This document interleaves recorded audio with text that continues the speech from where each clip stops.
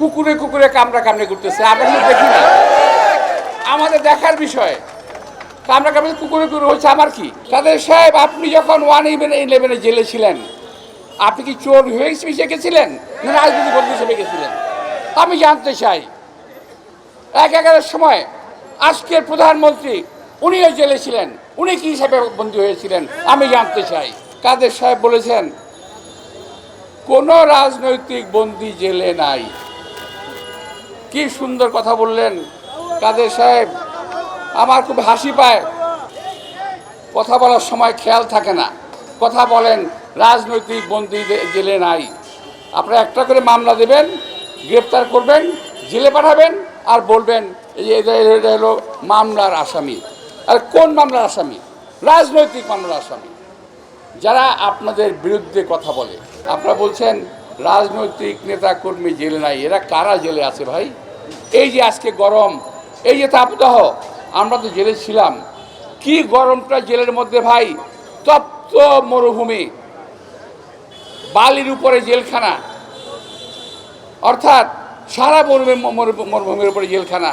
এখানে আজকে আমার নেতা কর্মীরা কি কষ্টটাই না করছে, তাদেরকে আমার এখন আর সহানুভূতি জানানো ছাড়া কিছুই করার নাই। এই মুহূর্তে আমরা আন্দোলন গড়ে তুলছি, আন্দোলন হবে, মুক্ত হবে দেশ। আমি হয়তো দেখতে পারবো না, আমি জানি না আমি দেখতে পারবো কিনা, কিন্তু এই দেশে কেউ না কেউ আসবে, কেউ না কেউ আসবে এই হায়নার হাত থেকে এই দেশকে মুক্ত করার জন্য। ইনশাআল্লাহ বিএনপি থেকে আসবে। আমাদের নেতা তারেক রহমান রয়ে গেছেন, তিনি একদিন এই দেশে ফেরত আসবেন। জনরোষের মুখে এই সরকারি যখন পতন হবে, তিনি এই দেশে একদিন ফেরত আসবেন, নেতৃত্ব দেবেন এই দেশকে ভালো করার জন্য, এদেশের উন্নয়ন ত্বরান্বিত করার জন্য নেতৃত্ব দেবেন। আজকে প্রধানমন্ত্রী বলেন খালেদা জিয়া দেশের সর্বনাশ করে গেছে, উনি নাকি ঠিকঠাক করতেছেন। ভাই কি ঠিক করতেছেন আমার জানা নাই। দেশে আজকে বাংলাদেশ ব্যাংকের দিকে নজর দেন, টাকা পয়সা নাই। কয়েকজন লোকের দিকে নজর দেন, পেট ফুলে ফেপে বড় হয়ে গেছে। তারা বলছেন উপজেলা নির্বাচন,